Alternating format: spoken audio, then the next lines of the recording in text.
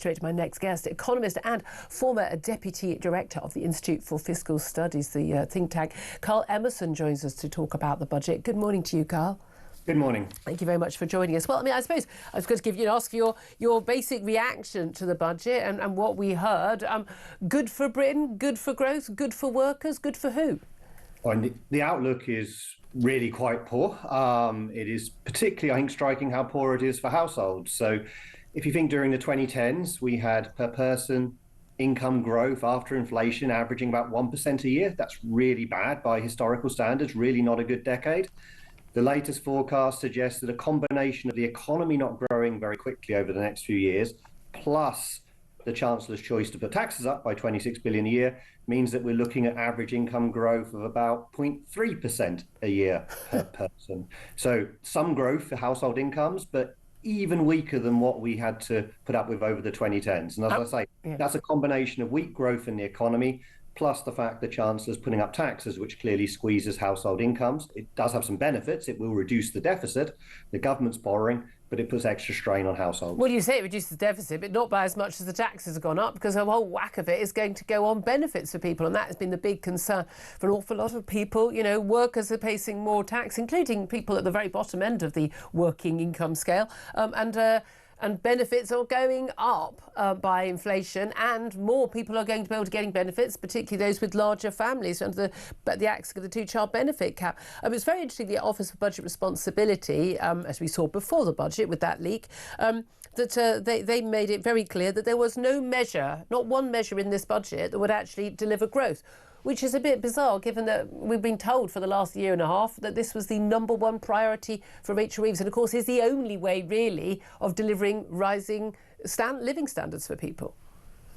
That's certainly true. Over the longer term, growth really, really matters. If you get more economic growth, it sounds a little bit abstract, more productivity growth, but what that translates into is stronger growth in wages, better jobs, and therefore households able to enjoy both better public services, because if they're earning more, they'll naturally pay more tax, but they'll also have more left in their pockets to spend on the things they want to be buying as well. So more growth, I think the government's right to say that more growth should be the number one priority. What we clearly need is a relentless focus on the kinds of policies that will get you that growth across the board. Now, there aren't easy fixes here, there aren't quick wins, but there are lots of things you can do which would bring about growth over the longer term. Such as? Well, some of them the government are doing, for example, looking at planning restrictions, looking at house building. They have right to focus on that. But they're already behind schedule on their house building plans, 1.5 million more homes, and they're not going to build one. You know, and everyone knows they're not going to build. The target there is incredibly ambitious, and it wouldn't be surprising if they fall short. But well, it's ambitious, but still not enough. They're right to think that's one thing to focus on. Getting your education system working, fixing competition policy, getting your trade policies right. There's a whole slew of measures you need to focus on. It does take time. You do need to be patient. It's not going to get you more sustainable growth in the next year, for example, if you fix your education system. But over the longer run, you're right, it can really pay off. Yeah, it's interesting how none of those measures seem to include putting taxes up on people. Now, look, lots of Labour backbenchers have been very happy yesterday to see mansion tax. It tax the rich. That's a good thing, but also give more money to some of the poorer families, those with 3 or more children not eligible for that extra money after the two-child benefit cap was brought in 2017 by the Tories. But the reality is the average worker is going to be worse off, and particularly those who try and get ahead, maybe get a pay rise, they move into the next income bracket, and therefore they move into a higher tax bracket.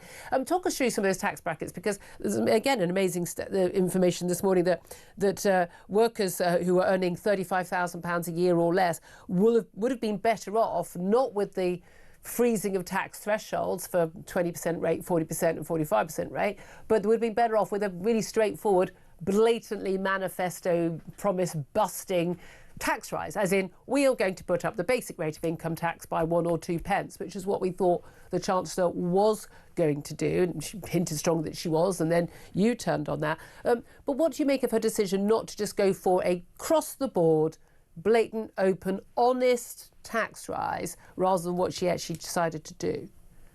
I suspect it is largely about partly it'll be about the transparency of the issue. If you put up the basic rate of income tax, that's something the UK hasn't done since about the mid-1970s. It would be a very, as you say, overt break of both the spirit and the letter of the manifesto. but it would mean that if you're at the top of the basic rate band, if your income's about 50,000, you will pay more in tax than if your income is, say, £15,000 a year. What she's done instead is freeze the points at which you start to pay national insurance and income tax.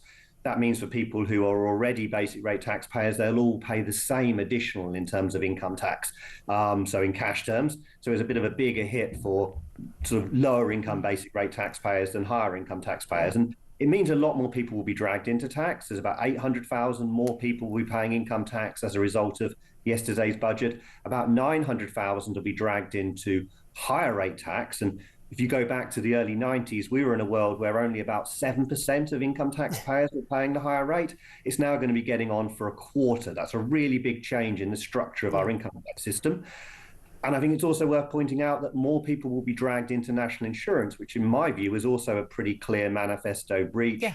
No rise in national insurance. Well, some people will find themselves paying national insurance as a direct result of yesterday's budget. And it doesn't really matter on the rinky-dink and the small print and the asterisks and and all that. People know whether they're paying more tax or not. They know when they get their pay packet that they haven't got any more in their pay packet, and often they're going to have less. Is this money going to go towards anything worthwhile though? I mean, paying down the debt, that's a good thing, because that's just future taxes, and with the interest rates as they are, we're going to need to have that debt's got to come down at some point, and pretty much everyone seems to agree with that who's vaguely sane. But in terms of putting that money on paying for more benefits with our ballooning welfare bill, a lot of that is pensions, to be fair. We've got an ageing population and people are living longer. That should be something that, people living longer should be considered a good thing. But we have got the triple lock and above inflation increase for pensioners. But an awful lot of that money is also going on working age benefits for people. Is that sustainable in the long run? Well, I think there's two things that she's doing with the money. As you say, she's chosen to go into future with more headroom against her fiscal targets. So instead of a £10 billion buffer, which sounds a lot, but it's really not that big, she's now got a £22 billion buffer. I think that's sort of rainy day money. If it all goes wrong, something happens with Russia. I think that's got much to commend it. I think she was wrong to have such a small buffer in the first place. So the extent to which she's running slightly tighter fiscal policy over the next few years, I think that's very justifiable. The big new policy announcement yesterday that was a giveaway was the abolition of the two-child limit. Some will be in favour of that, some will be against. I think it's pretty clear that those that benefit on average will gain a lot. So if you gain from getting rid of the two-child limit, your gain will be on average about £100 a week. So that's a very big win for those households that benefit. Some will be in work, some will not be in work. They will all have more than two children. It will lift many children and their parents out of poverty. But it's not the kind of measure that, for example, you do if you were focused on let's try and improve work incentives, for example. Yeah, that's a small problem there. In terms of any good news in the budget, was there anything good? Well, the downgrade in the forecast that the Chancellor was presented with was actually smaller than I think we feared through the summer with all the debate about what the Chancellor might be doing. So there was a big downgrade in the UK's growth prospects. But actually, given that, you would have expected government finances to look even worse. So actually, while the OBR was kind of giving her unpleasant news on the outlook for growth, what they were saying is the mix of that growth was actually relatively tax rich. So it wasn't hurting her finances anywhere near as much, which is why, in fact, actually, a lot of the tax rises yesterday were about building up more headroom and paying for the two-child limit, rather than being strictly necessary to meet the letter of her fiscal targets. And that's where the pain is being felt. People feel, well, hold on a minute, did you have to do that? And she did keep talking, didn't she, about how this was her choice, very much stressing her choice.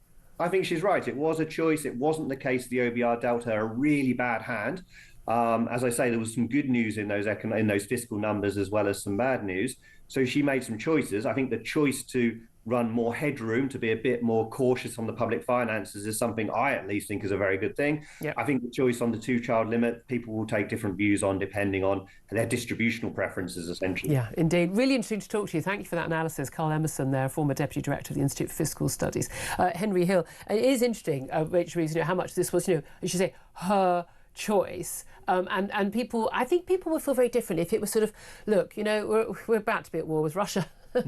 We need to spend an extra, 30 billion on defence, and we need to spend it now. I'm afraid taxes are going to go up. I think there is a way that you could actually make that case to the British public and go, right, all hands on deck, guys, this is what we're going to have to do. I just don't think it works when we're going to give a bunch of feckless families a load more cash for having more kids they can't afford. I just don't think those are the same arguments. Well, they're not, because of course the social contract on higher taxes is normally that people get something back for it, right? This is the classic. Everyone loves talking about sort of social democracy in Scandinavia, except any of the other things that they do, like being really tough on immigration or having for-profit state schools and all the rest of it. They also have, by the way, incredibly high tax. Well, they have incredibly high tax, but part of the bargain for that is that everything kind of works and everyone gets it. I wonder what that's like. Right. Imagine living in a country where everything works. But also, crucially, your middle earners and everything, they all get it as well, because it's genuinely universal. Whereas we've got what we've ended up in Britain... years paid maternity leave and things like that. And, Whereas what we've got, and you can oppose or support or oppose that. I'm obviously prefer a smaller state and lower taxes, but what we have here is the worst of both worlds. Yeah. Because we have very, very high taxes, but then because everything's expensive and rubbish, the people who pay for it don't get anything back. Yeah. Right? Because they don't qualify for the free stuff. No, understandably, and again, we know when we pay more for taxes, we know we're just going to get more pride flags. That's the thing. We're just going to get more lanyards at the civil service, as opposed to anything actually to improve our lives. Well, look, we're going to